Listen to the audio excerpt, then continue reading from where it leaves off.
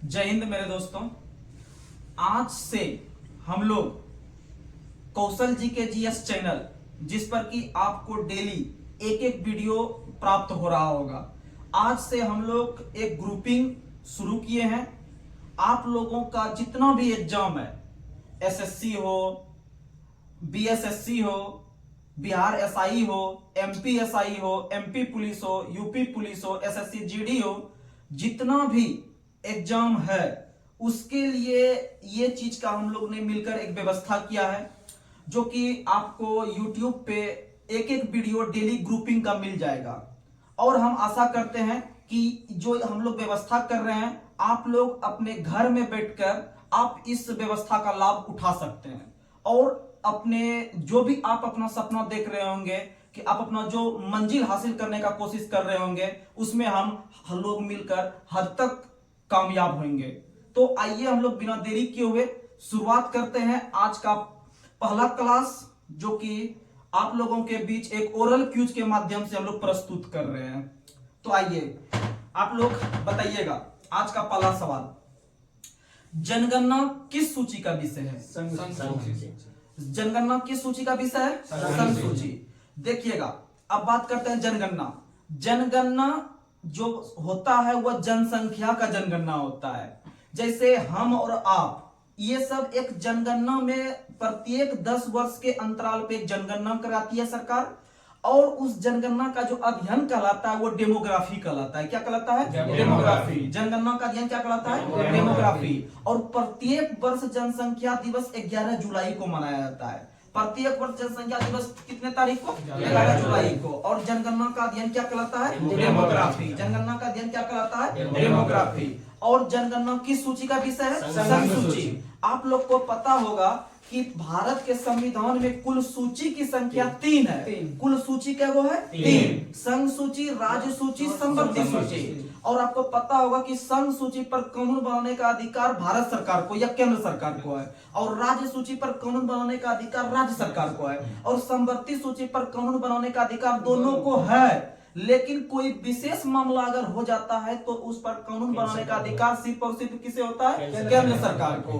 तो आपसे क्वेश्चन पूछेगा कि सूची की संख्या कितना है? 3। कितना है? 3। और यह कुल 12 अनुसूची जो दिया गया है, उस अनुसूची में से यह 7वीं अनुसूची का हिस्सा है। किसमें है? 7वीं अनुसूची में। तो आपसे क्वेश्चन पूछेगा कि किस अनुसूची में 3 सूची को रखा गया है, तो बताइएगा 7वीं। क्या बताइएगा? 7वीं। अब दूसरा क्वेश्चन, अगला क्वेश्चन बताइएगा, मछली के यकृत तेल में कौन सी विटामिन पाई जाती है? Vitamin D. कौन सा विटामिन? Vitamin D. वही विटामिन डी जो सूर्य के प्रकाश से हम लोग को सुबह सुबह मिलता है। सुबह सुबह जो मिलता है वह विटामिन डी मिलता है। इसीलिए कहा जाता है कि जिसको हड्डी से संबंधित कमजोरी है या बीमारी है, तो आप सुबह सुबह सूर्य के प्रकाश में आप उसका सहायता ले सकते हैं, आपको विटामिन डी मिलेगा। और विटामिन डी का रासायनिक नाम होता है कैल्सीफेरॉल। क्या होता है? कैल्सीफेरॉल। बहुत सारा विटामिन होता है, जैसे कि विटामिन ई। विटामिन ई जो होता है वह जनन क्षमता के कमी को दर्शाता है। किसको दर्शाता है? और इसीलिए कहा जाता है कि जनन क्षमता का कमी विटामिन ई की कमी से होता है। इसके लिए अंकुरित चना या अंकुरित गेहूं वगैरह का सेवन करना चाहिए, तभी विटामिन ई का आपका भरपाई होगा। और विटामिन ई का रासायनिक नाम है टेकोफेरॉल। क्या है? टेकोफेरॉल। विटामिन डी का बताए कैल्सीफेरॉल, विटामिन ई का टेकोफेरॉल, याद रखिएगा। और विटामिन ई को सुंदरता का विटामिन कहा जाता है। क्या कहा जाता है? विटामिन का सुंदरता का विटामिन। और सूर्य के प्रकाश से कौन मिलता है? Vitamin D. और वही विटामिन डी हमारे शरीर में सबसे पहले बनता है। अगर क्वेश्चन पूछेगा कि मनुष्य के शरीर में सबसे पहले बनने वाला विटामिन कौन है, तो वही सूर्य के प्रकाश वाला विटामिन डी। अगला क्वेश्चन, क्षुद्र ग्रह किन 2 ग्रह के बीच उपस्थित है? मंगल और बृहस्पति। क्षुद्र ग्रह मंगल और बृहस्पति। देखिएगा, कुल अगर ग्रह की संख्या देखें वर्तमान में, तो कुल 8 ग्रह है। कितना ग्रह है? 8 ग्रह, जो सूर्य का परिक्रमा करते हैं। किसका परिक्रमा करते हैं? सूर्य का परिक्रमा। अर्थात हम बोल सकते हैं कि सूर्य बीच में है, आठों उसके चारों पट्टी चक्कर लगा रहा है। इसका मतलब सूर्य सौरमंडल का मुखिया होता है। क्या होता है? मुखिया होता है। क्या होता है? मुखिया। तो क्वेश्चन पूछा गया है कि सौरमंडल का मुखिया किसे कहा जाता है? तो आप लोग बताइएगा आंसर सूर्य। और उसके चारों ओर विभिन्न प्रकार के 8 ग्रह क्या करते हैं? चक्कर लगाते हैं। और सूर्य के सबसे नजदीक में स्थित ग्रह बुध है। कौन है? बुध है। और सबसे दूर में स्थित ग्रह वरुण है। सबसे दूर में स्थित वरुण। तो सबसे नजदीक हो गया बुध और सबसे दूर हो गया शुक्र। सबसे दूर हो गया वरुण और सबसे चमकीला हो गया शुक्र। सबसे चमकीला कौन हो गया? शुक्र। और लाल ग्रह किसे कहते हैं? मंगल को। लाल ग्रह किसे कहते हैं? मंगल को। लाल ग्रह किसे कहते हैं? मंगल को। ये सब चीज याद रखिएगा। अगला क्वेश्चन, तुलबुल परियोजना किस नदी पर है? झेलम नदी पर। किस नदी पर? झेलम नदी पर। तुलबुल परियोजना किस नदी पर है? झेलम नदी पर। और झेलम नदी का पुराना नाम क्या है? वितस्ता। क्या नाम है? वितस्ता। झेलम नदी का पुराना नाम क्या है? वितस्ता। वितस्ता याद रखिएगा। अगला क्वेश्चन, बाबरनामा के लेखक कौन है? बाबर। बाबरनामा के लेखक बाबर खुद है। आप लोग को पता होगा मुगल वंश। मुगल वंश के संस्थापक थे बाबर। बाबर ने ही 1526 ईस्वी में मुगल वंश का स्थापना किया था। और उसी से संबंधित एक आता है कि निम्न में से किस मुगल बादशाह ने अपनी आत्मकथा की रचना की है? तो बताइएगा बाबर ने। किस नाम से की है? बाबर ने। और भी किया है लेकिन सबसे पहला यही बना है जिन्होंने अपनी क्या किया? आत्मकथा लिखा है, बायोग्राफी लिखा है, जिसका नाम था बाबरनामा। लेकिन आगे चलकर एक व्यक्ति का नाम आता है अब्दुल रहीम खान खाना।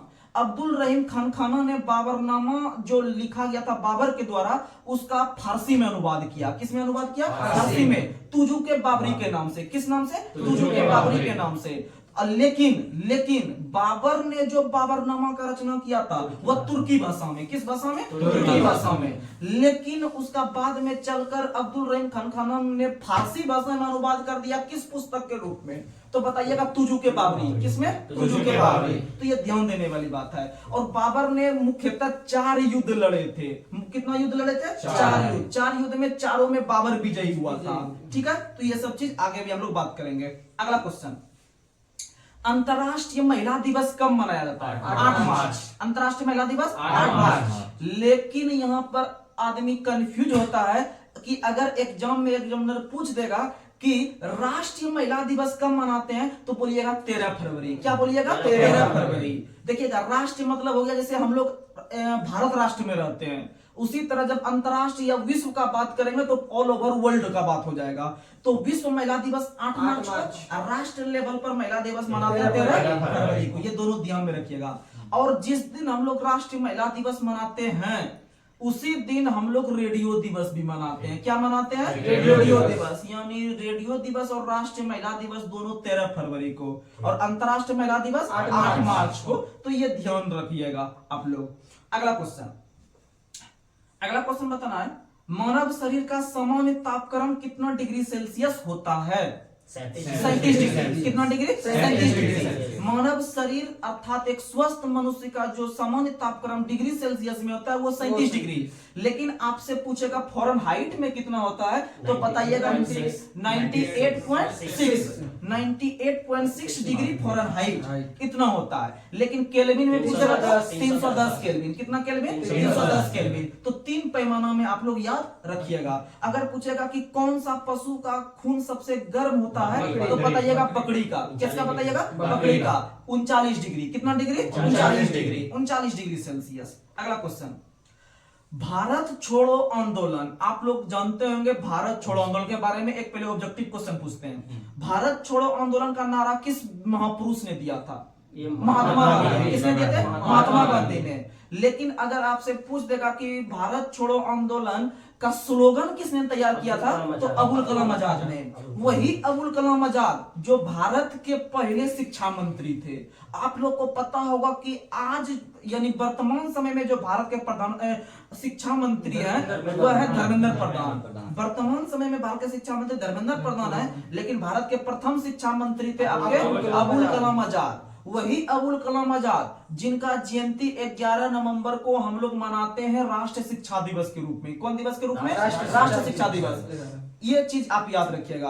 तो आपसे क्वेश्चन पूछेगा कि भारत छोड़ो आंदोलन का नारा किसने दिया है, तो महात्मा गांधी ने। अब भारत छोड़ो आंदोलन का जो कि आपका प्रारूप या स्लोगन जो तैयार किया था वो अबुल कलाम आजाद ने। अबुल कलाम आजाद, क्या अबुल कलाम आजाद भारत के प्रथम शिक्षा मंत्री थे, तो बोलिएगा हाँ। अब वर्तमान में कौन है भाई, धर्मेंद्र प्रधान। वर्तमान में कौन है, धर्मेंद्र प्रधान। तो याद रखिएगा ये चीज। एक क्वेश्चन और सबसे फेमस क्वेश्चन, एग्जाम में आदमी कंफ्यूज भी करता है कि एक क्वेश्चन पूछता है कि अबुल कलाम आजाद के द्वारा निम्न में से कौन सा पुस्तक का रचना किया गया है, तो बताइएगा इंडिया विंस फ्रीडम। क्या बताइएगा, इंडिया विंस फ्रीडम।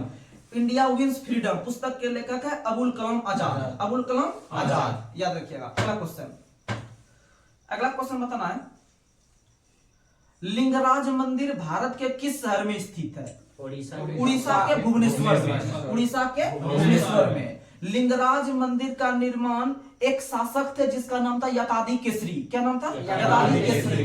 यदादि केसरी ने ही उड़ीसा के राजधानी जो भुवनेश्वर है, जैसे मध्य प्रदेश का राजधानी भोपाल है, बिहार की राजधानी पटना है, उसी तरह से उड़ीसा की राजधानी कहाँ है, भुवनेश्वर। भुवनेश्वर में ही स्थित है लिंगराज मंदिर। कौन सा मंदिर, लिंगराज मंदिर। उसी का निर्माण जो किया था यदादि केसरी ने। लेकिन एक और मंदिर उसके बगल में है जिसका नाम है कोणार्क का सूर्य मंदिर। कौन सा मंदिर, कोणार्क का सूर्य मंदिर। वो पुरी में है। कहाँ में है, पुरी में। पुरी में, याद रखिएगा, पुरी में। अगला क्वेश्चन, अगला क्वेश्चन बताइएगा, पृथ्वी का एकमात्र उपग्रह का नाम क्या है, चंद्रमा। पृथ्वी का एकमात्र उपग्रह कौन है, चंद्रमा। पृथ्वी का एकमात्र उपग्रह चंद्रमा। क्या चंद्रमा का कुछ उपनाम भी है क्या, हाँ, जिसे हम लोग जीवाश्म ग्रह कहते हैं। चंद्रमा का उपनाम क्या है, जीवाश्म ग्रह। और पृथ्वी का उपनाम है नीला ग्रह। पृथ्वी का उपनाम क्या है, नीला ग्रह। लेकिन जीवाश्म ग्रह बोलेंगे तो चंद्रमा, याद रखिएगा। अगला क्वेश्चन, अगला क्वेश्चन बताना है, हाइड्रोजन बम का आविष्कार किसने किया था, टेलर ने। हाइड्रोजन बम का आविष्कार किसने किया, टेलर ने। और देखिएगा 3 क्वेश्चन आएगा एग्जाम में, थोड़ा सा अच्छा समझिएगा। हाइड्रोजन बम का अगर पूछे खोज किसने तो बताइएगा एडवर्ड टेलर। वहीं अगर पूछेगा परमाणु बम का खोज किसने किया तो बताइएगा ऑटो हॉर्न। किसने किया है, ऑटो हॉर्न। परमाणु बम का खोज किसने किया, ऑटो हॉर्न। और इससे पहले पूछे थे हाइड्रोजन बम का खोज किसने किया, क्या बताइए, एडवर्ड टेलर। एक और बम बच गया, न्यूट्रॉन बम। कौन बम, न्यूट्रॉन बम। न्यूट्रॉन बम का खोज किया सैमुअल कोहेन ने। किसने किया, सैमुअल कोहेन ने। न्यूट्रॉन बम का खोज किसने किया, सैमुअल कोहेन ने। तो 3 को रखिएगा, एक बार बता देते हैं। परमाणु बम का खोज किया है ऑटो हॉर्न ने, हाइड्रोजन बम का खोज किया है एडवर्ड टेलर ने, उसके बाद आपको बताए हम कौन सा बम, न्यूट्रॉन बम। न्यूट्रॉन बम का खोज किया है सैमुअल कोहेन ने, याद रखिएगा। और वही परमाणु बम जो द्वितीय विश्व युद्ध के दौरान जापान पर गिराया गया था, हिरोशिमा और जापान पर, हिरोशिमा और नागासाकी पर, याद रखिएगा। नागासाकी, क्वेश्चन पूछता है कि नागासाकी पर किस तिथि को गिराया गया था, तो 9 से, हाँ, तो 9 से नागासाकी और 9 से 9 यानी 9 अगस्त को। 9 अगस्त को नागासाकी, 9 अगस्त को, और बच गया हिरोशिमा 6 अगस्त को। हिरोशिमा 6 अगस्त को। तो आप याद रखिएगा 1945 में गिराया गया था अमेरिका के द्वारा। ठीक, अगला क्वेश्चन। और इस पर बम गिराने का जो आदेश दिया था वो अमेरिका का राष्ट्रपति था हेनरी ट्रूमैन। कौन था, हेनरी ट्रूमैन। तो क्वेश्चन पूछेगा कि अमेरिका के किस राष्ट्रपति ने यह घोषणा किया था कि जापान पर बम गिराया जाए, तो बताइएगा हेनरी ट्रूमैन ने। किसने दिया था, हेनरी ट्रूमैन, याद रखिएगा। और अमेरिका के प्रथम राष्ट्रपति कौन थे, तो अमेरिका के प्रथम राष्ट्रपति थे जॉर्ज वाशिंगटन। George Washington. अच्छा, वाशिंगटन वहाँ एक शहर भी है। वाशिंगटन अमेरिका में एक शहर भी है जो किस नदी के किनारे है, बताइए, पोटोमैक नदी के किनारे। किस नदी के किनारे, पोटोमैक नदी के किनारे। और न्यूयॉर्क भी वहां पर एक शहर है, न्यूयॉर्क हडसन नदी के किनारे है, न्यूयॉर्क हडसन। लेकिन ये Washington Potomac, Washington Potomac. Washington में 2 चीज का मुख्यालय बहुत फेमस है, जो कि एक है IMF का मुख्यालय और दूसरा है आपका WB यानी कि वर्ल्ड बैंक। वर्ल्ड बैंक और IMF दोनों का मुख्यालय कहाँ है, और दोनों का स्थापना जो हुआ था ब्रेटन वुड्स समझौता के तहत। किस समझौता के तहत, ब्रेटन वुड्स समझौता के तहत। लेकिन विश्व बैंक का स्थापना 1944 में हुआ है। विश्व बैंक का स्थापना कब हुआ है, 1944 में। विश्व बैंक का स्थापना 1944 में, और IMF का स्थापना 1945 में। IMF का स्थापना 1945। बहुत जगह आप लोग को मिलता होगा विश्व बैंक 1945, लेकिन आप गूगल कर लीजिएगा, विश्व बैंक का स्थापना 1944 मिलेगा और वर्ल्ड और इसका IMF का स्थापना 1945 मिलेगा। लेकिन दोनों का जो स्थापना हुआ है ब्रेटन वुड्स समझौता के तहत। किस समझौता के तहत, ब्रेटन वुड्स। दोनों का मुख्यालय कहाँ है, वाशिंगटन। दोनों का मुख्यालय कहाँ है, वाशिंगटन। दोनों का मुख्यालय वाशिंगटन DC।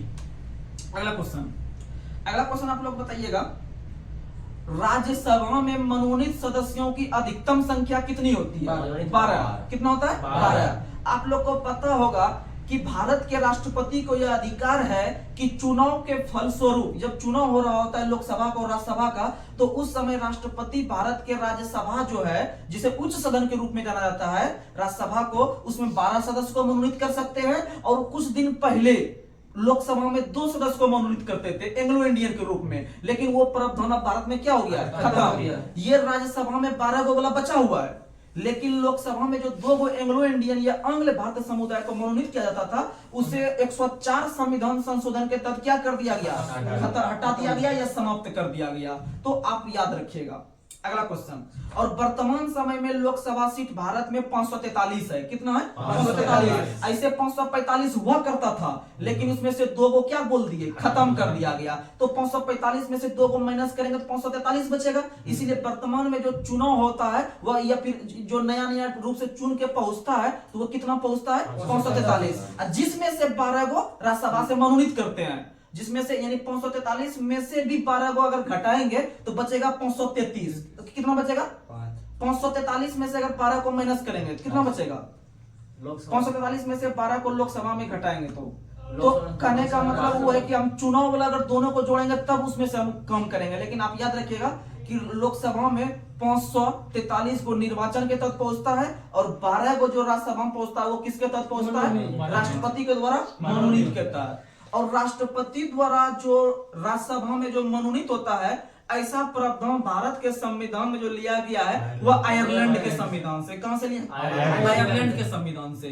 तो ये चीज आप याद रखिएगा। अगला क्वेश्चन, योजना आयोग के अध्यक्ष कौन होते हैं? प्रधानमंत्री। कौन होते हैं? प्रधानमंत्री। आप लोग को हम बता दे कि 1950 में भारत सरकार के द्वारा या भारत के संसद के द्वारा 15 मार्च 1950 को योजना आयोग का गठन किया गया था कि भारत के अंदर में क्या करना है, नहीं करना है, एक सोचने विचारने या सलाह देने वाली संस्था के रूप में 15 मार्च 1950 को जवाहरलाल नेहरू के द्वारा योजना आयोग का स्थापना किया गया था।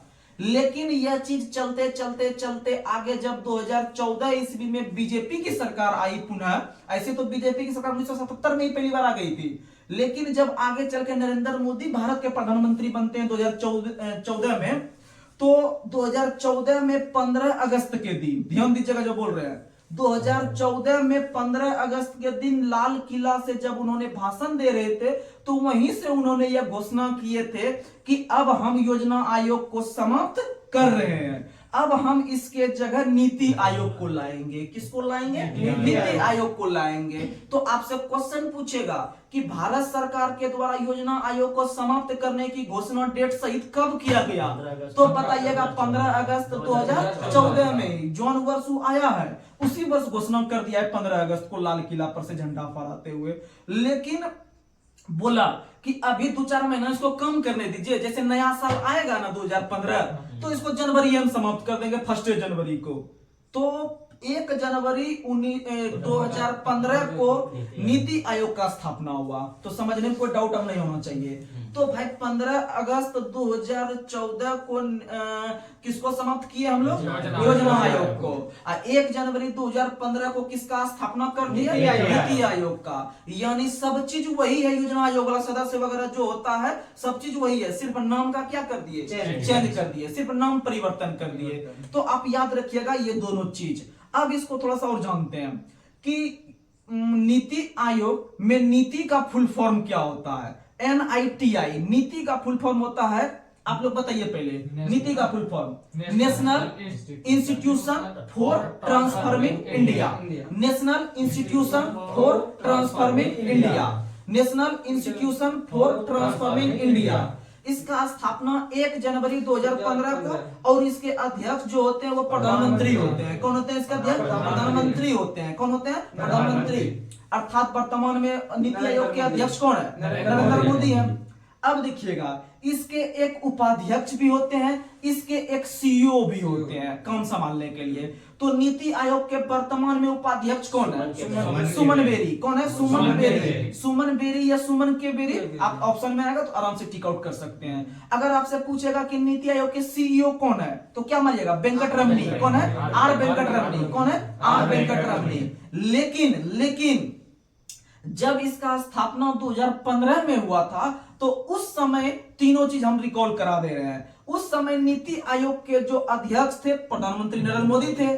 तो भाई उसके अध्यक्ष कौन थे उस समय? पहले अध्यक्ष नरेंद्र मोदी, और नीति आयोग के पहले उपाध्यक्ष थे अरविंद पनगड़िया। कौन थे? अरविंद पनगड़िया। वही अरविंद पनगड़िया जो हाल ही में जो 16वें वित्त आयोग का स्थापना हुआ है उसके अध्यक्ष बने हैं। तो ये चीज आप ध्यान रखिए, वही अरविंद पनगड़िया को उठा के। उसके बाद नीति आयोग के जो पहले सीईओ थे वो थे सिंधु श्री खुल्लर। कौन थे?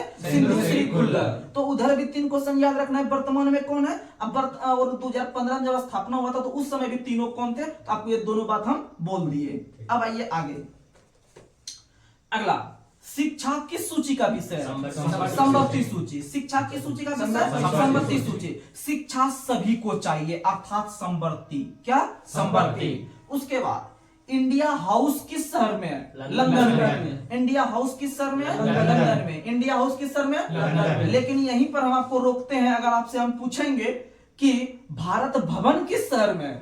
भोपाल। भारत भवन कहाँ? भोपाल में। तो 2 चीज याद रखिएगा। अब दोनों का हम ईस्वी बता दे, इसका स्थापना बता देते हैं किसने किया, ये दोनों इंपोर्टेंट है। तो सबसे पहले भारत भवन अपना भोपाल वाला बात कर लेते हैं, इंडिया वाला।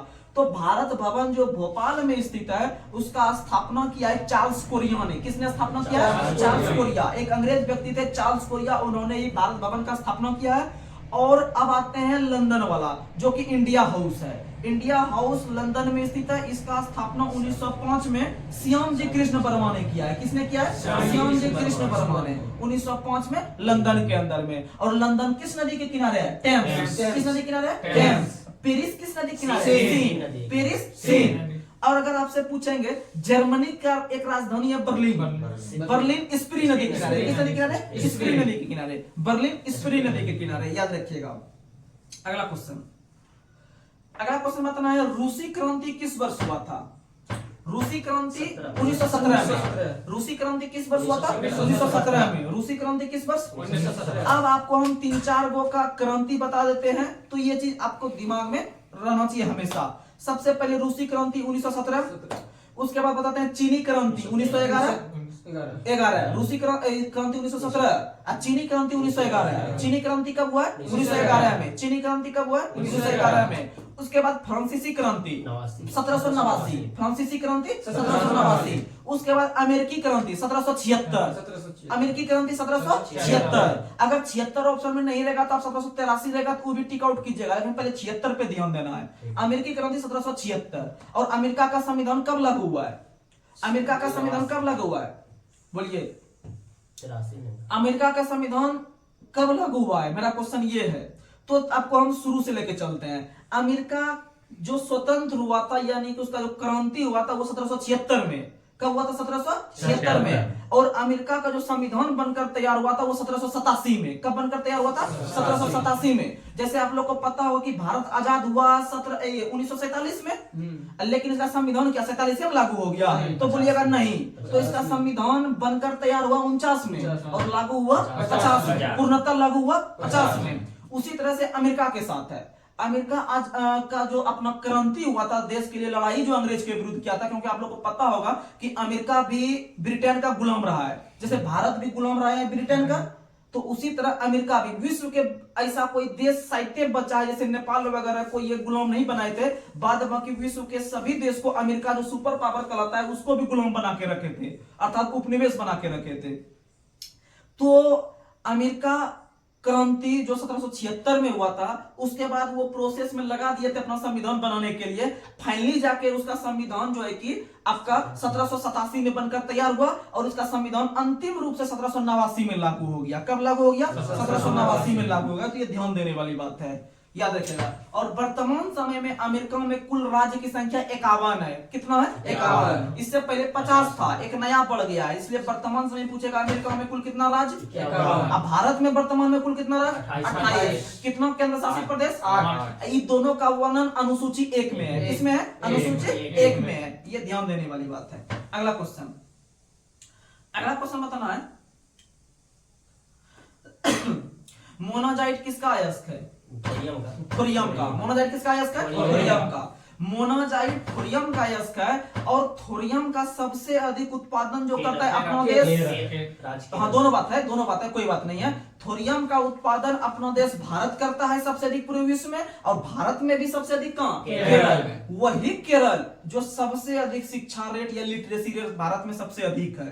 क्वेश्चन पूछेगा कि भारत का सबसे शिक्षित राज्य केरल, सबसे कम शिक्षित राज्य बिहार, सबसे कम शिक्षित राज्य बिहार, सबसे अधिक केरल। और केरल ने ही हाल ही में आम जनता के लिए फ्री इंटरनेट सुविधा शुरू किया है। क्या शुरू किया है? फ्री इंटरनेट सेवा।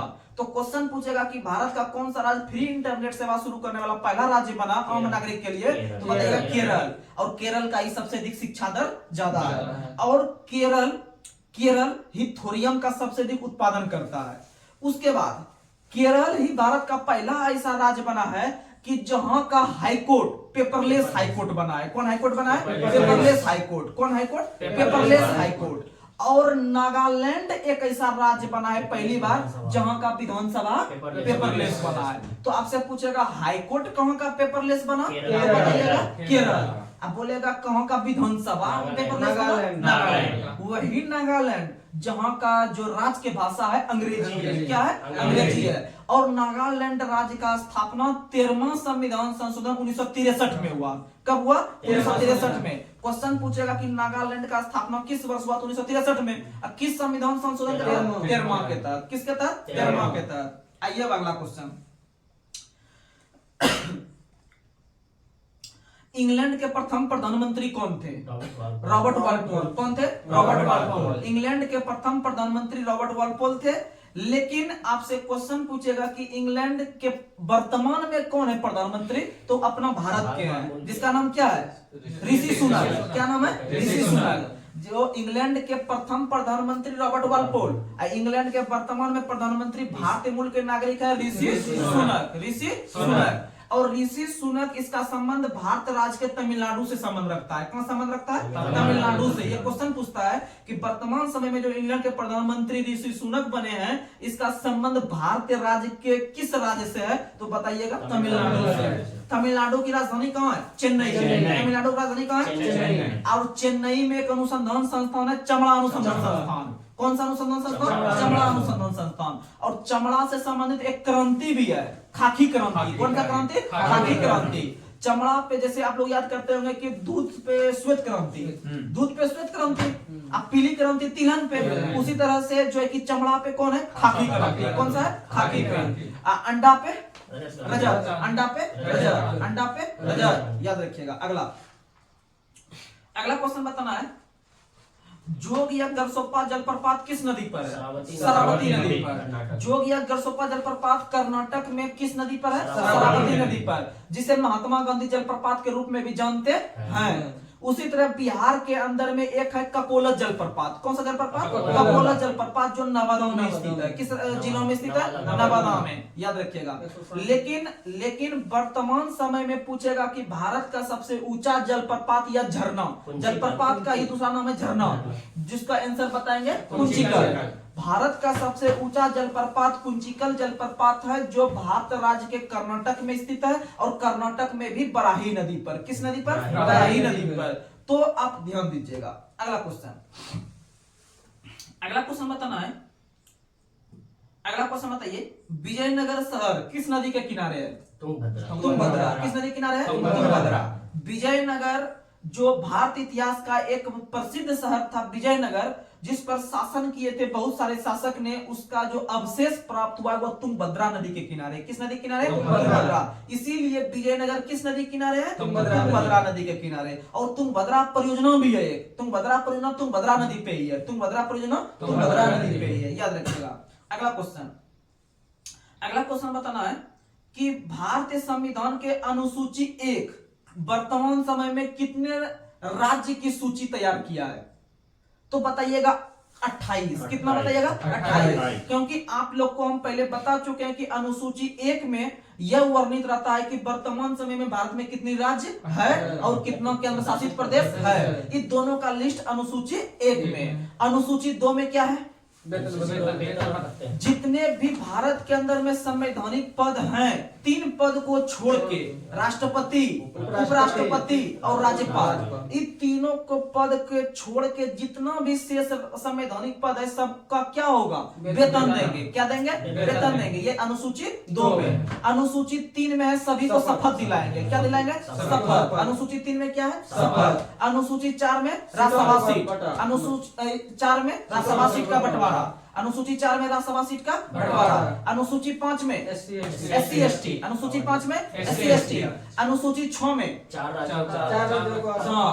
पूर्वोत्तर राज्य का वर्णन, 4 पूर्वोत्तर राज्य का वर्णन, अनुसूची 7 में संघ सूची, राज्य सूची, समवर्ती सूची, ये तीनों सूची हम बता चुके हैं पहले भी।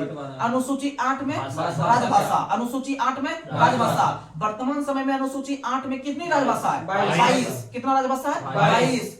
उसके बाद आता है अनुसूची 9। अनुसूची 9 में क्या है? भूमि सुधार। अनुसूची 9 में क्या है? भूमि सुधार। उसके बाद अगर आपसे पूछेंगे अनुसूची 10, अनुसूची 10 यानी 2 यानी दल बदल, 2 यानी दल बदल। अनुसूची 10 जो है दल बदल है, और यह दल बदल 52वां संविधान संशोधन 1985 में राजीव गांधी के काल में लागू किया गया था, और यह वर्तमान समय में 2/3 भाग पर लागू होता है। कितना भाग पर लागू होता है? 2/3। लेकिन पहले यह 1/3 पर लागू होता था, वर्तमान समय में 2/3 पर लागू होता है। तो आपसे क्वेश्चन पूछेगा कि अनुसूची 10 में क्या है, तो क्या बताइएगा? दल बदल। किस वर्ष लागू हुआ? 1985 में। क्या संविधान संशोधन? 52वां संविधान संशोधन। उसके बाद आपसे पूछेंगे कि अनुसूची 11 में क्या है? पंचायती राज। अनुसूची 11 में क्या है? पंचायती राज केमा संविधान संशोधन के तहत जोड़ा गया? 73वां संविधान संशोधन 1992 के तहत अनुसूची 11 को जोड़ा गया, जिसमें पंचायती राज है, और पंचायती राज को कार्य करने के लिए 29 विषय। कितना विषय? 29 विषय। अब और यह जो लागू किया गया था, यह 24 अप्रैल को लागू किया गया था। वह डेट कौन सा था? 24 अप्रैल 1993 को पंचायती राज भारत में लागू हुआ, इसीलिए 24 अप्रैल को पंचायती राज दिवस हम लोग मनाते हैं। उसके बाद आएगा अनुसूची 12 जो सबसे लास्ट है।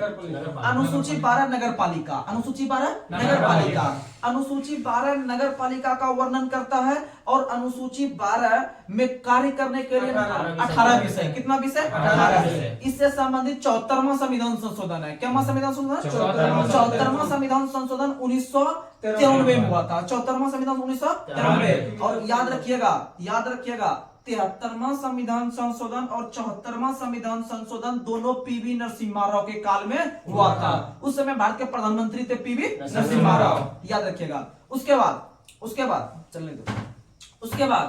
उसके बाद एक क्वेश्चन आता है बहुत इंपॉर्टेंट कि 73वां संविधान संशोधन और 74वां संविधान संशोधन जो पारित हुआ था पीवी नरसिम्हा राव के काल में, तो पीवी नरसिम्हा राव कोई पुस्तक का भी रचना किया था। उसका एक पुस्तक बहुत फेमस है, याद रखिएगा, द इनसाइडर। क्या याद रखिएगा? The insider. बहुत मस्त क्वेश्चन है। द इनसाइडर पुस्तक के लेखक पीवी नरसिम्हा राव, याद रखिएगा, पीवी नरसिम्हा राव। और इसी के काल में 73वां संविधान संशोधन 74वां संविधान दोनों पारित हुआ था। उसके बाद अगला क्वेश्चन, अब थोड़ा कुछ करंट से लेते हैं।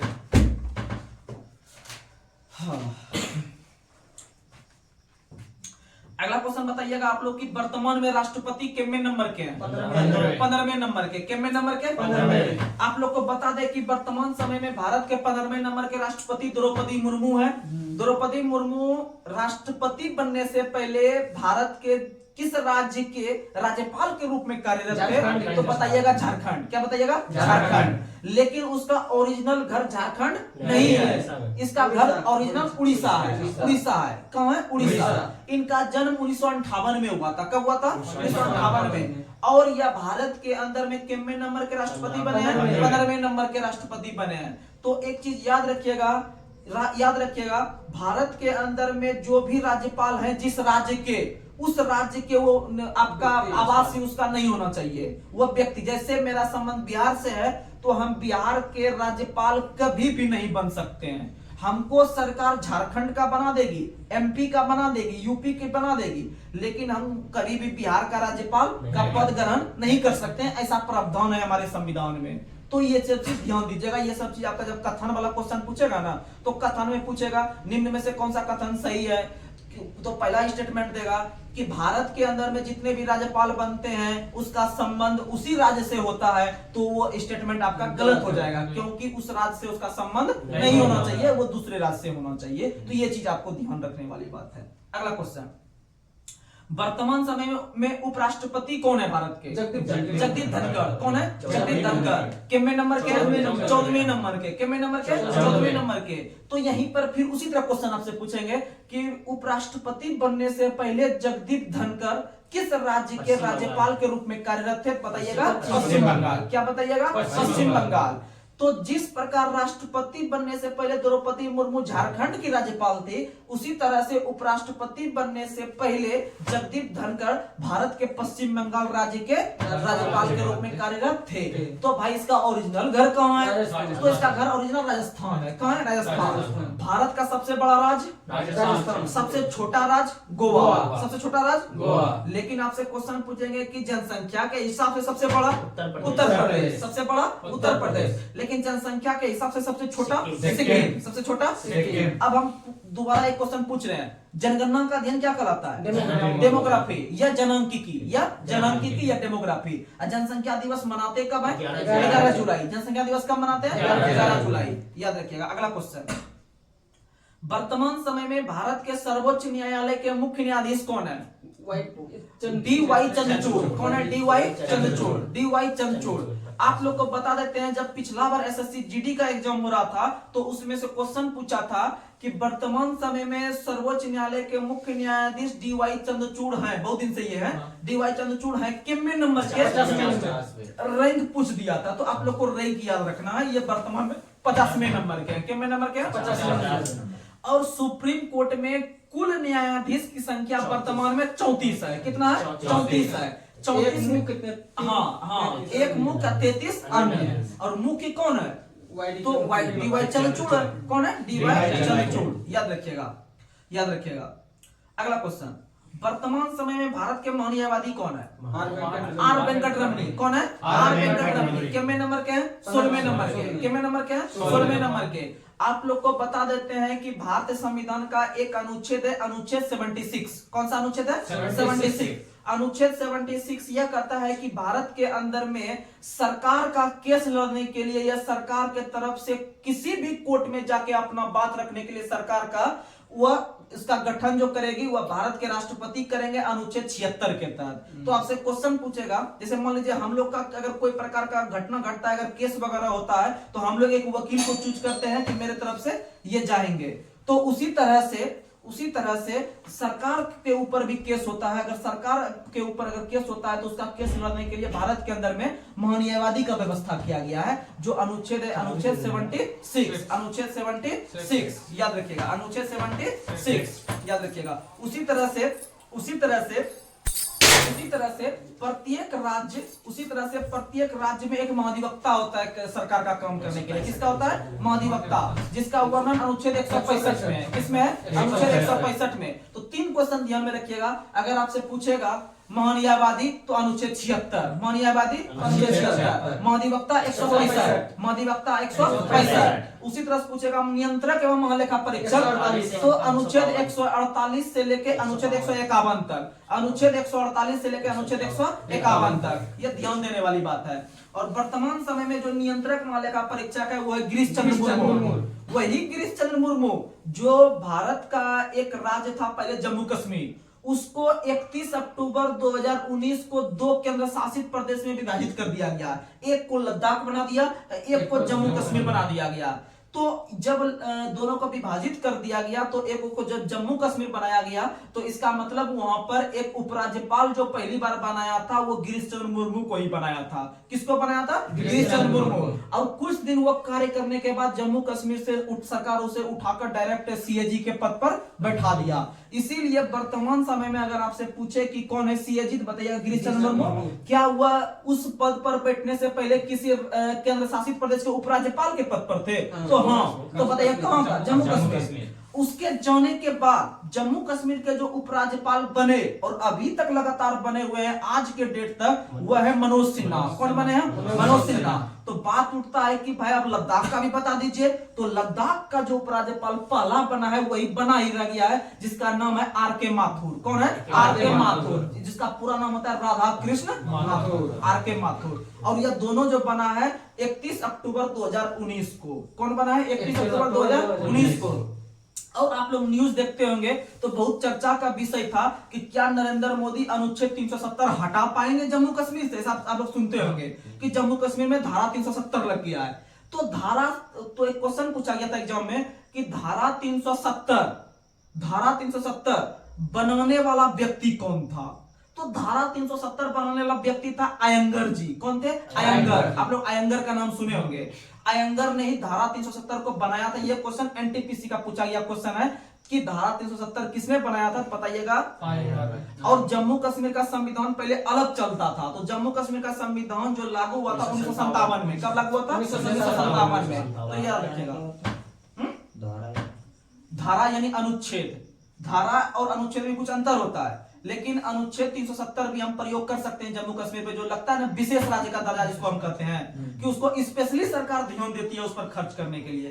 अगर देखें तो वर्तमान समय में 10 राज्य ऐसा है जिसको कि विशेष राज्य का दर्जा प्राप्त है। और विशेष राज्य का दर्जा वह चीज कहलाता है जैसे कि अगर 100% खर्चा हो रहा है उस राज्य में तो 90% सरकार खर्च करेगी, केंद्र सरकार खर्च करेगी। यानी ऊपर से उसको बहुत सारा फंड, जैसे अपना बिहार है, बिहार को विशेष राज्य का दर्जा प्राप्त नहीं है। नीतीश कुमार बार बार बोलते हैं कि विशेष राज्य का दर्जा हम बिहार को दिलाएंगे, लेकिन ऐसा कोई भी चीज अभी तक हम लोग के देखने के लिए नहीं मिला है। तो हम बोल सकते हैं कि भारत में कुल 28 राज्य है, 28 में से मात्र 10 को ही राज्य ऐसा है जिसको कि विशेष राज्य का दर्जा प्राप्त है। और विशेष राज्य का दर्जा प्राप्त होता है तो उस पर सरकार विशेष ध्यान देती है, और जिसको प्राप्त नहीं होता है उस पर अपना ध्यान दे रखिए भाई।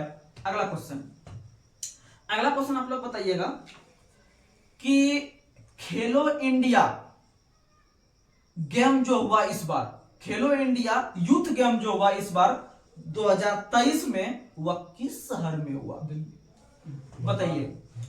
तो मध्य प्रदेश की राजधानी भोपाल है। मध्य प्रदेश की राजधानी कहां है? भोपाल। बहुत ही मस्त क्वेश्चन है कि भोपाल में 55वां खेलो इंडिया यूथ गेम हुआ। क्या यूथ गेम हुआ? 55वां खेलो इंडिया यूथ गेम। और जो आप दिल्ली बोल रहे थे, दिल्ली में खेलो इंडिया जो पैरा गेम्स हुआ है उसका शुरुआत हुआ है दिल्ली से। ये चीज पूछता है क्वेश्चन। दूसरा हरियाणा। अगला क्वेश्चन, हाँ अगला क्वेश्चन, दुनिया का 8वां अजूबा किसे घोषित किया गया? आप लोग चर्चा जब करते होंगे 2-4-10 को मिलके तो बोलते होंगे कि दुनिया के 7 अजूबों में इसको शामिल कर दो, तो 7 गो अजूबा है पूरे विश्व में। लेकिन हाल ही में 8वां अजूबा का भी दर्जा मिला है किसी चीज को, चाहे वो कोई मंदिर हो सकता है, जैसे ताजमहल विश्व के 7 अजूबों में अपना भारत का ताजमहल शामिल है। उसी तरह से पूरे विश्व में 8वां अजूबा का भी दर्जा किसी न किसी को मिल गया है। तो भाई किसे मिला है? तो आप लोग याद रखिएगा कि विश्व में हिंदू धर्म का सबसे बड़ा मंदिर है अंकुरवाट का मंदिर। कौन सा मंदिर?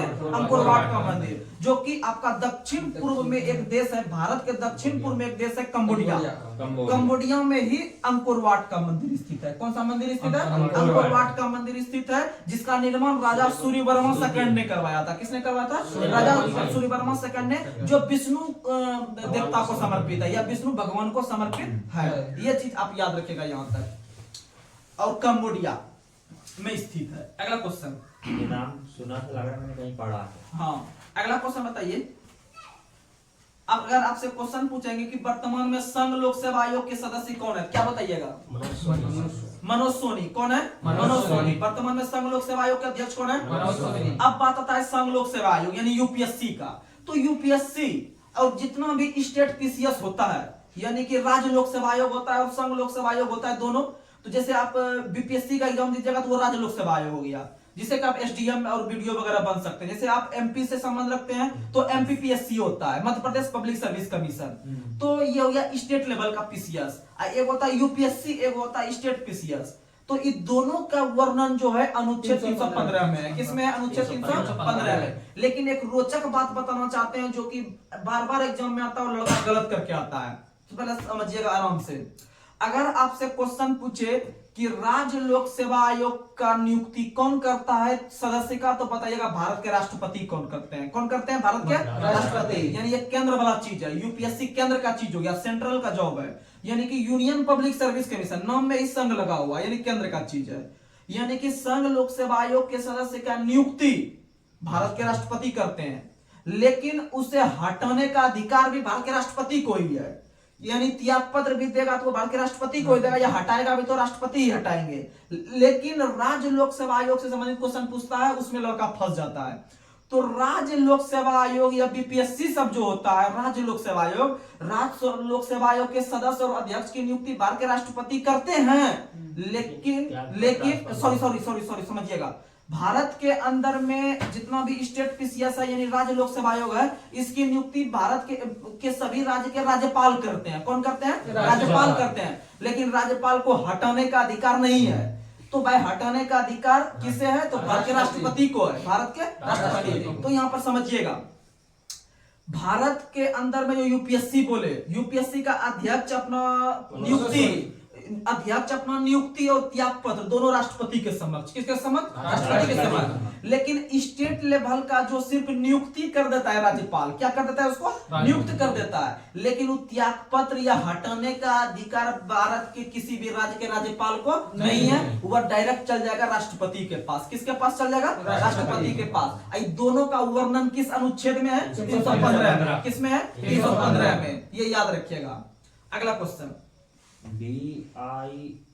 बीएसएफ का फुल फॉर्म क्या होता है? Border security force. बीएसएफ का फुल फॉर्म होता है बॉर्डर सिक्योरिटी फोर्स, और इसका स्थापना हुआ है 1965 में। कब स्थापना हुआ है? जब भारत और पाकिस्तान युद्ध हो रहा था 1965 के समय, तो उसी समय बीएसएफ का स्थापना भारत सरकार ने किया था एक अर्धसैनिक बल के रूप में।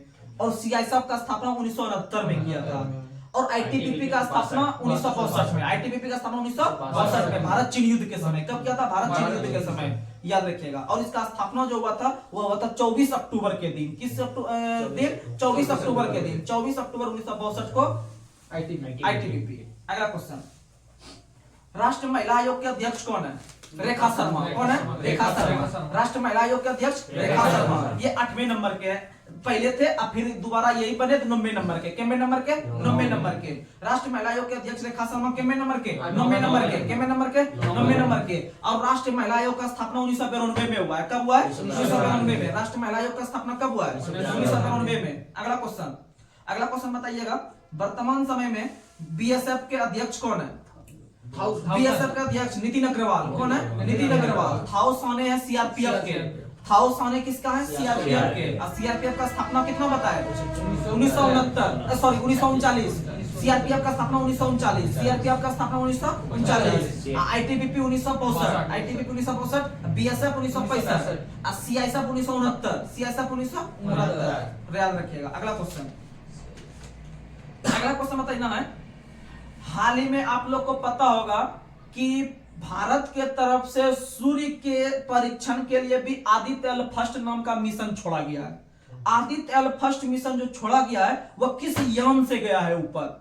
तो याद रखिएगा, यह पीएसएलवी C57 से, पीएसएलवी C57 से आदित्य एल फर्स्ट को छोड़ा गया है। अगर आपसे पूछेगा कि चंद्रयान थर्ड को किससे छोड़ा है, तो चंद्रयान थर्ड को छोड़ा है LVM third M4, LVM third M4।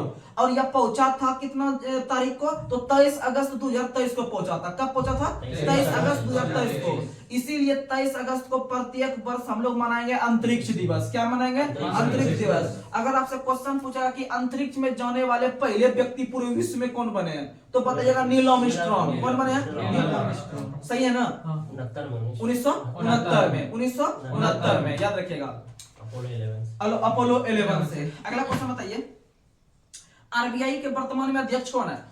Shaktikanta Das. RBI का अध्यक्ष कौन है? शक्तिकांत दास। आरबीआई अर्थात भारत का जो केंद्र बैंक है, भारत का जो केंद्र बैंक है, सेंट्रल बैंक है, उसे हम लोग आरबीआई के नाम से जानते हैं। और आरबीआई का स्थापना जो हुआ है वह 1 अप्रैल 1935। डेट याद रखिएगा, डेट पूछता है। तो आरबीआई का स्थापना, रिजर्व बैंक ऑफ इंडिया का स्थापना 1 अप्रैल 1935 को हुआ है। किस समिति की सिफारिश पर? हिल्टन यंग आयोग। हिल्टन यंग आयोग। कौन सा आयोग? हिल्टन यंग आयोग। किस अधिनियम के तहत? 1934 अधिनियम के तहत। किस अधिनियम के तहत? 1934 अधिनियम के तहत। और जब इसका स्थापना हुआ था तो वह भारत का एक शहर है कलकत्ता। इसको आपसे क्वेश्चन पूछेगा कि जब आरबीआई का स्थापना हो रहा था 1935 में, तब उसका मुख्यालय कहां था? तो कलकत्ता में था। कहां था? कलकत्ता में। लेकिन वर्तमान समय में आरबीआई का मुख्यालय कहां है? कलकत्ता, सॉरी मुंबई। कहां है? मुंबई। कहां है? मुंबई। अध्यक्ष कौन है इसका वर्तमान में? शक्तिकांत दास। आरबीआई के गवर्नर कौन है? शक्तिकांत दास। कितने नंबर के? 25 में। आपसे क्वेश्चन पूछेगा कि आरबीआई के गवर्नर की नियुक्ति कौन करते हैं? प्रधानमंत्री करते हैं या भारत सरकार करते हैं? याद रखिएगा, राष्ट्रपति कभी भी इसका आंसर आप लोग नहीं लगाइएगा। तो आरबीआई, एक क्वेश्चन और पूछेगा कि आरबीआई का प्रतीक चिन्ह क्या है? तो बताइएगा, ताड़ का पेड़ या पाम ट्री। और उसी में क्या है? शेर है। यानी कि आप लोग ताड़ का पेड़ का नाम सुने होंगे। ताड़ का पेड़ या उसी का इंग्लिश होता है पॉम। क्या होता है? पॉम, PALM, पॉम। पॉम का पेड़ और उसी के पास एक टाइगर बैठा हुआ है। और इसका स्थापना हिल्टन यंग आयोग की सिफारिश पर 1935 में हुआ था। और जब इसका स्थापना हुआ था तो उस समय इसका एक गवर्नर अंग्रेज को बनाया गया था। किसे बनाया गया था? अंग्रेज। क्योंकि आप लोग को पता होगा कि भारत जब आजाद हुआ 1947 के बाद, तभी कोई भारतीय व्यक्ति किसी भी पद पर जाके बैठा। उससे पहले जो बैठते थे सब अंग्रेज बैठते थे बड़े बड़े पद पे। तो उसका उस समय गवर्नर जो बनाया गया था सर ऑसबोर्न स्मिथ को। किसको बनाया गया था? Sir Osborne Smith. लेकिन जब भारत आजाद हुआ 1947 के बाद तो एक भारतीय व्यक्ति को मौका मिला और आरबीआई के गवर्नर के पद पर बैठने वाला पहला भारतीय व्यक्ति बने CD देशमुख। कौन बने? CD देशमुख। याद रखेगा, CD देशमुख। और वही CD देशमुख के नाम पे हाल ही में महाराष्ट्र में जो आपका चर्चगेट रेलवे स्टेशन है, कौन रेलवे स्टेशन है? चर्चगेट रेलवे स्टेशन, उसी के नाम पे रखा गया। तो भाई किसके नाम पे? तो CD देशमुख के नाम पे। लेकिन 1969 ईस्वी में जब भारत के अंदर इंदिरा गांधी के समय में 14 बैंक का राष्ट्रीयकरण किया जा रहा था, तो उस समय आरबीआई के जो गवर्नर थे वो थे LK झा। कौन थे? LK झा। LK झा यानी लक्ष्मीकांत झा। कौन सा झा? लक्ष्मीकांत झा। लेकिन भारत में पहली बार बैंकों का राष्ट्रीयकरण किस समिति के तहत हुआ? तो हजारी समिति की सिफारिश पर। किस समिति की सिफारिश पर? हजारी समिति की सिफारिश पर। उसमें गवर्नर कौन थे? LK झा। और 2-4 क्वेश्चन ले लेते हैं, उसके बाद फिर आज तक मेरा यही क्लास रहेगा। अगला क्वेश्चन बताइएगा कि वर्तमान में बताइए भारतीय क्रिकेट परिषद के अध्यक्ष कौन है? भारतीय क्रिकेट परिषद अर्थात आईसीसी के वर्तमान में अध्यक्ष कौन है? आईसीसी देखिएगा, जैसे कि आप लोग जानते होंगे फुटबॉल की सबसे बड़ी संस्था फीफा है, क्रिकेट की सबसे बड़ी संस्था आईसीसी है, उसी तरह क्रिकेट की सबसे बड़ी संस्था आईसीसी है। तो आईसीसी का अध्यक्ष कौन है? Greg Barclay. कौन है? Greg Barclay. और ग्रेग बार्कले का संबंध न्यूजीलैंड से है। कहां से है? न्यूजीलैंड से। ग्रेग बार्कले कहां के? न्यूजीलैंड से। अब देखिएगा, पूरे विश्व में क्रिकेट पर कंट्रोल करने के लिए आईसीसी को हम लोग जानते हैं। उसी तरह अगर स्पेशली भारत में देखा जाए तो भारत में कंट्रोल करती है क्रिकेट को बीसीसीआई। कौन करती है? बीसीसीआई। और तो आप लोग ये भी बता दीजिए कि बीसीसीआई के अध्यक्ष कौन है? रोजर बिन्नी। कौन बने हैं? रोजर बिन्नी। रोजर बिन्नी जो कि स्टुअर्ट बिन्नी आप लोग खेलते हुए देखे होंगे क्रिकेट, स्टुअर्ट बिन्नी उसी के पिताजी हैं रोजर बिन्नी, जो कि एक आंग्ल भारतीय के रूप में भारत के अंदर में कार्य कर रहे हैं। आंग्ल भारतीय। अगर क्वेश्चन आता है तो ये जो आंसर रहेगा तो उसमें बिन्नी नाम से अलग। हाँ सर ने बिन्नी सर। हाँ बिन्नी, याद रखिएगा बिन्नी, रोजर बिन्नी। वर्तमान में बीसीसीआई का अध्यक्ष कौन है? रोजर बिन्नी। आपको दोनों का स्थापना बता देते हैं, दोनों का स्थापना पूछता है। तो आईसीसी का स्थापना 1909 में हुआ है। आईसीसी का स्थापना 1909 में। इसका मुख्यालय कहां है? दुबई में। आईसीसी का मुख्यालय कहां है? दुबई। यूएई में जो एक शहर है दुबई, वहीं पर है। उसी तरह बीसीसीआई का स्थापना 1928 में हुआ है। बीसीसीआई का स्थापना 1928 में। मुख्यालय कहां है? मुंबई। मुख्यालय कहां है? मुंबई। मुंबई के वानखेड़े स्टेडियम। मुंबई के वानखेड़े स्टेडियम। अच्छा, वानखेड़े जब आया तो आप लोग बताइए कि हाल ही में भारत के किस क्रिकेटर की स्टैच्यू वानखेड़े स्टेडियम में लगाया गया? सचिन तेंदुलकर। क्या नाम बोलिएगा? सचिन तेंदुलकर। अच्छा बताइए, सचिन तेंदुलकर ने एक पुस्तक का भी रचना किया है, playing it my way. Playing it my वे।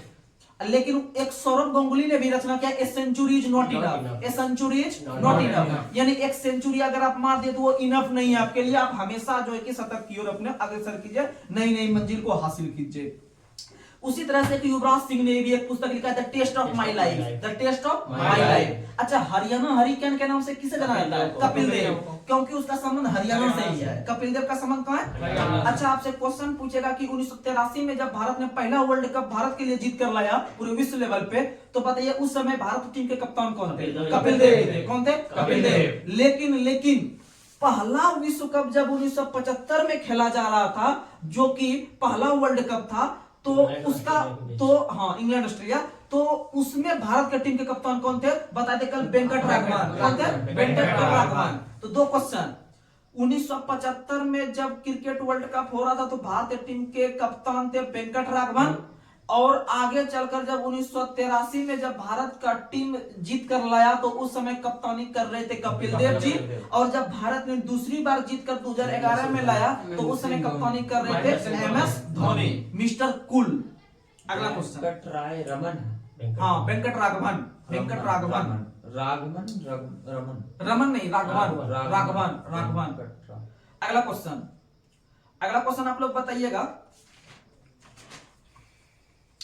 अगला क्वेश्चन बताइएगा कि वर्तमान में संयुक्त राष्ट्र संघ के महासचिव कौन है? वर्तमान में संयुक्त राष्ट्र संघ एंटोनियो गुटेरेस। संयुक्त राष्ट्र संघ यानी UNO, इसका स्थापना 24 अक्टूबर 1945 को होता है, और इसके पहले महासचिव जो बने थे त्रिवेली बने थे। कौन बने थे? त्रिवेली। इसी तरह चलते चलते वर्तमान में 90 नंबर के अध्यक्ष चल रहे हैं एंटोनियो गुटेरेस, जिसका संबंध पुर्तगाल से है, और पुर्तगाल की राजधानी लिस्बन। पुर्तगाल की राजधानी लिस्बन। अच्छा, UNO के कितने अंग होते हैं? 6 अंग। कितना अंग? 6 अंग। UNO के कितने अंग? 6 अंग। 6 अंग में से एक अंग का नाम बताएं जिसका मुख्यालय अमेरिका के बाहर है, तो बताइएगा अंतरराष्ट्रीय न्यायालय। कौन सा न्यायालय? अंतरराष्ट्रीय न्यायालय। अंतरराष्ट्रीय न्यायालय का मुख्यालय द हेग, नीदरलैंड में है।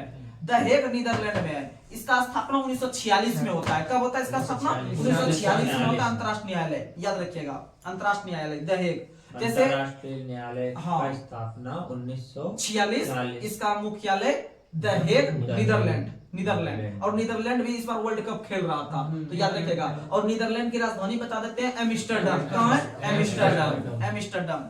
लास्ट क्वेश्चन आज का, आप लोग बताइएगा कि वर्तमान समय में विश्व बैंक के अध्यक्ष जो 14वें नंबर के बने हैं, एक भारतीय बने हैं, इसीलिए आपके एग्जाम में ये इंपॉर्टेंट है, तो आप लोग बताइएगा। अजय बंगा। वर्तमान में विश्व बैंक के अध्यक्ष कौन है? अजय बंगा। कितने नंबर के? 14वें नंबर के। इन्होंने ही डेविड मालपास का स्थान लिया। किसका स्थान लिया? डेविड मालपास का स्थान लिया विश्व बैंक। आप लोग को बता चुके हैं कि विश्व बैंक और IMF दोनों एक ही समझौता के तहत हुआ है।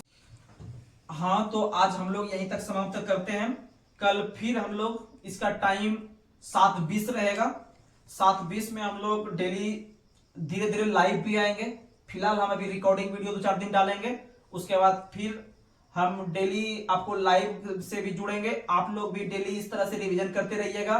थोड़ा समय दीजिए अपने पढ़ाई की ओर। और कंपटीशन आजकल के युग में इतना ज्यादा हो गया है कि आप बिना अपना सब कुछ त्याग कर जब तक आप पढ़ाई की ओर अग्रसर नहीं होइएगा तो आप रिजल्ट नहीं ले पाइएगा। इसीलिए अपने पढ़ाई को सबसे अहम भूमिका दीजिए, तभी आप सफल हो सकते हैं।